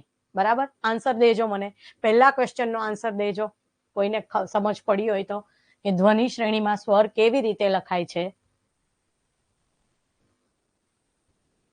નીચે મેં ધ્વનિ શ્રેણી પણ લખેલી છે. બોલો. એક સ્લાઇડમાં બે ક્વેશ્ચન છે. નીચે જે છે ધ્વનિ શ્રેણીનો ક્વેશ્ચન. ધ્વનિ શ્રેણીમાં સ્વર કેવી રીતે લખાય છે? વ્યંજનની સાથે, જોડાક્ષરની સાથે, સ્વતંત્ર કે બંને, એ અને બી. વ્યંજન સાથે અને જોડાક્ષરની સાથે લખાય છે. ચાલો કહી દઉં જવાબ. આનો જવાબ આવશે બી. હે સાચો? સાચો. આનો જવાબ આવશે ડી. સાચો. આનો જવાબ આવશે એ. સાચો નહીં. આ 3 માંથી એક બી જવાબ નથી, કેમ કે અહીંયા નીચે જ જોવો ને, આને કહેવાય ધ્વનિ શ્રેણી. આને શું કહેવાય? ધ્વનિ શ્રેણી. અહીંયા બધા જ સ્વર કઈ રીતે લખેલા છે? આ બધા સ્વર છે, દેખાય છે? તો આ બધા સ્વર કઈ રીતે લખેલા છે? સ્વતંત્ર, અલગ લખેલા છે. ધ્વનિ શ્રેણીમાં એને છૂટા પાડ, ધ્વનિ શ્રેણીમાં કામ જ એ છે ધ્વનિઓને છૂટી પાડવાની, બરાબર છે? તો ધ્વનિઓને છૂટી પાડીએ તો સ્વર હંમેશા કેવા લખાય? સ્વતંત્ર. એ કોઈની ભેગા લખાય? બ વત્તા ઉ, આપણે બ આમ લખીએ જ નહીં, આપણે કેમ લખીએ? બ વત્તા અ. તો આ અને કેવો લખ્યો આપણે? સ્વતંત્ર, અલગથી કાઢીને લખ્યો. એટલે શું કહેવાય? ધ્વનિ શ્રેણીમાં સ્વર કેવી રીતે લખાય છે? તો સ્વર સ્વતંત્ર લખાય છે, બરાબર. નેક્સ્ટ એની પછી છે ધ્વનિ શ્રેણી બુલંદ, બરાબર છે? બુલંદ છે તો બુલંદની ધ્વનિ શ્રેણી છૂટી પાડવાની કીધી છે. નીચેનામાંથી કયો જવાબ આવશે? ચાલો, અનુસ્વાર છે, ઉચ્ચારણ થતું હોય તો એ પ્રમાણે કઈ રીતે કરવાનો? કયો જવાબ સાચો છે મને કયો? ચાલો,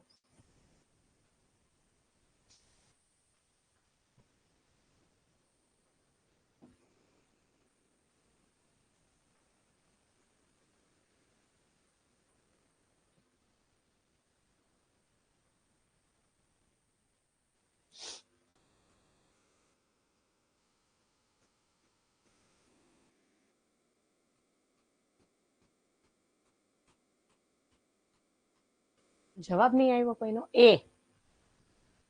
જો આમાં જનરલી જોવા જાવ ને તો આ ઓપ્શનમાં, બધા ઓપ્શનમાં ખોટું છે. શું કામ? કહી દઉં તમને. જો અહીંયા પ્રિન્ટિંગ મિસ્ટેક છે કે બુલંદ નો એક એ સાચા, પણ અહીંયા શું આવશે? વત્તા અ, બરાબર. આ લ છે એ આખો છે, એની ઉપર અનુસ્વાર આવે તો શું આવે? લ બુલંદ, ન છે અનુસ્વાર, એટલે લ પછી ન લખાય, સાચું, બરાબર છે? પછી અ આવે, પછી દ વત્તા અ આવે, બરાબર છે? અહીંયા ક્યાંય પણ એવું નથી, એક પણ ઓપ્શનમાં એવું છે નહીં કે ન વત્તા અ, બરાબર. ઓપ્શન એ જ સાચો છે, પણ ઓપ્શન એ માં વત્તા અ આવશે, કેમ કે આ ચારેય ઓપ્શન માંથી એક બી ઓપ્શન નથી. શું આવશે બુલંદ ની? અહીંયા હું છૂટી પાડું છું, જોજો.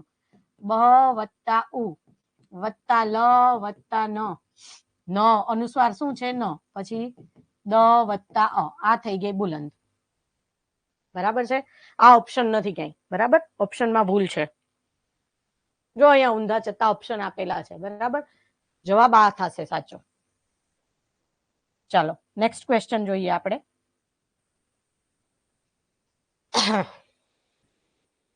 ખોટું વાક્ય શોધો. શું કીધું છે? હ મરમર ધ્વનિ છે, ખબર નહીં મને. પ ફ બ ભ મ ઓષ્ઠ્ય વર્ણ છે. શ શ શ પ્રકંપી વર્ણ છે, અને જેનો ઉચ્ચાર મધુર રણકાર સાથે થાય તેને ઘોષ કહેવાય, બરાબર. ચાલો આનો જવાબ મને તમારા બધા પાસેથી જોઈએ. નીચેનામાંથી અહીંયા શું? જો ખાસ વાંચજો, ખોટું કીધું છે, ખોટું. થોડુંક પણ અહીંયા ધ્યાન દીધું હશે ને તો તમારો આનો આન્સર સાચો આવશે. શું છે? હ મરમર ધ્વનિ છે, પ ફ બ ભ મ ઓષ્ઠ્ય વર્ણ છે, શ શ શ પ્રકંપી વર્ણ છે, જેનો ઉચ્ચાર મધુર રણકાર સાથે થાય છે તેને ઘોષ કહેવાય છે. યસ, કોઈનો જવાબ આવ્યો? Option C. બીજું કોઈ? શું કામ? ઓપ્શન સી સાચો છે. હે, જે પણ છે, મને અહીંથી નામ નથી દેખાતું. સ્નેહા કે ઓપ્શન સી સાચો છે. શું કામ? કેમ કે મેં તમને કીધેલું, હમણાં યાદ રાખજો, ર ર ર એક જ કેવો છે? પ્રકંપી. એની સિવાય બીજા કોઈ પ્રકંપી છે જ નહીં, તો આ શ શ શ પ્રકંપી ક્યાંથી આવ્યા? બરાબર છે? મેં તમને કીધું ઘોષમાં કેવું હોય? રણકાર મધુર હોય. હ મરમર ધ્વનિ છે. આ પ ફ બ ભ મ આપણે જોયા ને, ઓષ્ઠ્ય સૌથી લાસ્ટમાં. ઓપ્શન સી સાચો આન્સર છે. નેક્સ્ટ જોઈએ, નીચેનામાંથી વર્ણમાંથી કયો વર્ણ ઘોષ છે? ઘોષ છે એટલે પહેલી બે કોલમ હતી ને, એ શેની હતી? અઘોષની. એના સિવાયની બધી જ કોલમ જે આપણે કોષ્ટકમાં જોઈએ એ શું હતી? ઘોષ હતી. એટલે આમાં શું પૂછેલું છે? નીચેનામાંથી કયો વર્ણ ઘોષ છે? જો કોષ્ટક યાદ હોય તો આવડે. ક ચ ટ ત પ ને ખ એની બાજુમાં આવે, એટલે આ બે તો ન જ આવે. ક ખ બે કોલમ આગળની આવે જ નહીં. પછી આ શું છે? ટ ઠ, ઠ એ ટ ની બાજુમાં બે કોલમમાં આવે એટલે ન આવે. એટલે તમારો જવાબ શું થઈ ગયો? હવે ક્યાં આવે? જ. ચ છ જ શું આવે? ચ છ જ. આ બે કોલમ જતી રહી એટલે ત્રીજી કોલમ આવી એટલે ઘોષ જ આવે. એની પહેલાના બધી બે કોલમ વાળા કેમાં આવે? અઘોષમાં. એટલે તમારો ઘોષ વર્ણ કયો આવે? જ, બરાબર. જો કોષ્ટક તમે 2-3 વાર વ્યવસ્થિત લખશો ને, એને સમજશો ને, વાંચશો ને, એટલે તમે વિઝ્યુલાઇઝ કરશો. કોઈ પણ અહીંયા હું લખીશ, ઢ લખું, અણ લખું, ગમે તે લખું, તમે એનો અલ્પ પ્રાણ મહાપ્રાણ પૂછીશ તો પણ તમને આવડશે અને ઘોષ અઘોષ પણ આવડશે. બરાબર, 2-3 વાર તમારે ખાલી કોષ્ટક જોવો પડશે એટલે તમે ઓટોમેટિક જવાબ આપતા થઈ જશો. ચાલો, શું છે? ગુજરાતી ભાષાના માન્ય 35 વ્યંજનમાં કોનો સમાવેશ થતો નથી? સોરી, અહીંયા 34 આવશે, 35 નહીં આવે. કોનો સમાવેશ થતો નથી? ચાલો, આનો જવાબ પણ હું જોઈશ. આનો જવાબ શું આવશે? ચાલો આપો જવાબ. ગુજરાતી ભાષામાં માન્ય 34 વ્યંજનમાં કોનો સમાવેશ થતો નથી? ક્ષ, થ, અંગ. આ અંગ છે હને, આ તો આ રીતે આમાં ટાઈપિંગમાં આવે છે, અંગ અને પ. અહીંયા શું કીધું છે? 34 માં થતો નથી. જવાબ શું આવશે? મેં તમને સૌથી પહેલા જ કીધેલું, ક્ષ અને જ્ઞ. ક્ષ અને જ્ઞ આ બંને શું છે? જોડાક્ષર છે. આમને માન્ય વ્યંજનમાં લેવામાં આવતા નથી એટલે આપણો જવાબ થશે ઓપ્શન એ. બરાબર, સરસ. ઘણા લોકોએ જવાબ આપ્યો છે, સરસ. ગુજરાતી ભાષામાં કુલ કેટલા અનુનાસિક વર્ણ છે? ચાલો, અનુનાસિકના વર્ણ કેટલા છે? 2, 4, 6, 8, 10, 5 કેટલા અનુનાસિક કેટલા છે? ફટાફટ આનો જવાબ તો 2 મિનિટમાં આવવો જોઈએ. ગુજરાતી ભાષામાં ટોટલ અનુનાસિક કેટલા છે? અનુનાસિક એટલે કે જેનું ઉચ્ચારણ મુખ પથ અને નાસિકા પથમાંથી થાય તેને કહેવાય અનુનાસિક. ચાલો, જવાબ આવ્યો કોઈનો? કોઈ ડાયરેક્ટ જવાબ લખ્યો, કોઈ ઓપ્શન સી લખે છે. સરસ, ચાલો, બધાનો જવાબ સાચો. હે, ઓપ્શન સી. બરાબર, અનુનાસિક વર્ણ કેટલા છે? 5 છે. કયા કયા પૂછે તો પણ ખબર પડવી જોઈએ. કયા? અંગ, અંજ, અણ, ન, મ. યાદ જ રાખવાના. એની વ્યાખ્યા પૂછે તો પણ યાદ રાખવાની. વિધાનમાં પૂછી શકે કે એની વ્યાખ્યા સાચી છે ખોટી છે. અનુનાસિકની વ્યાખ્યા લખી નાખે ને એનું ઉચ્ચારણ સ્થાન ખાલી મુખપથ લખે કા ખાલી નાસિકાપથ લખે તો એનું ઉચ્ચારણ ક્યાંથી આવે? અનુનાસિકનું મુખ અને નાસિકાપથ બંનેમાંથી. ચાલો, હજી છે 2 ક્વેશ્ચન. નીચેનામાંથી કયું વિધાન ખોટું છે? કયું વિધાન ખોટું છે? યાદ રાખજો, શું કીધું છે? ખોટું. અઘોષ એટલે નાદ તંત્રી કંપ્યા વિના અવાજ કઠોળ નીકળે. અનુનાસિક એટલે મુખ ઉપરાંત નાકમાંથી બોલાતા વર્ણ. જેનો ઉચ્ચારણ કરતી વખતે શ્વાસ વધુ ઘૂંટાય એટલે અલ્પ પ્રાણ. સોરી, જેનો ઉચ્ચારણ કરતી વખતે થડકાર અનુભવાય તે વર્ણ એટલે અણ. અળ. બરાબર, કયો સાચો છે એ તમારે જોવાનું એટલે ખબર પડી જાય કે બાકીનું ખોટું કયું છે. કયું ખોટું છે? કોણ જવાબ આપશે? ખોટું કયું છે? જો, અઘોષ એટલે સાચું છે. શું છે? નાદ તંત્રી કંપે નહીં એટલે અવાજ કઠોર જ નીકળે. કંપે તો અવાજ મૃદુ નીકળે તો શું આવે? ઘોષ. બરાબર, અહીંયા શું કીધું? કંપ્યા વિના અવાજ કઠોર નીકળે તો સાચું છે. અનુનાસિક એટલે મુખ ઉપરાંત નાકમાંથી બોલાતા વર્ણ, સાચું છે. જેનો ઉચ્ચારણ કરતી વખતે શ્વાસ વધુ ઘૂંટાય એટલે કે વધુ હવાની જરૂર પડે નહીં.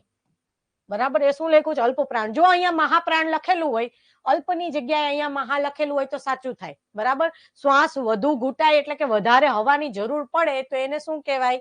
મહાપ્રાણ. અલ્પ પ્રાણ નો કહેવાય. અલ્પમાં શું આવે? ઓછો શ્વાસ જોઈએ, ઓછી હવા જોઈએ. બરાબર છે, એટલે આ ખોટું છે. બરાબર, જેનો ઉચ્ચારણ કરતી વખતે થડકાર, લૂંઠિત થડકાર મેં તમને કીધું ને, અળ. અળ બોલો, અળ, નળ, નળ, અળ. અણ ને અળ માં ફેરો. બરાબર, ચાલો, એટલે આ 3 સાચા છે, આ એક ખોટું છે. ચાલો, નીચેનામાંથી કયો વર્ણ મહાપ્રાણ નથી? બરાબર, આપણે જોયું ને, અલ્પ મહા, અલ્પ મહા, અલ્પ, અલ્પ મહા. બરાબર, હવે આમાંથી કયો પ્રાણ છે કે જે મહાપ્રાણ નથી? બરાબર,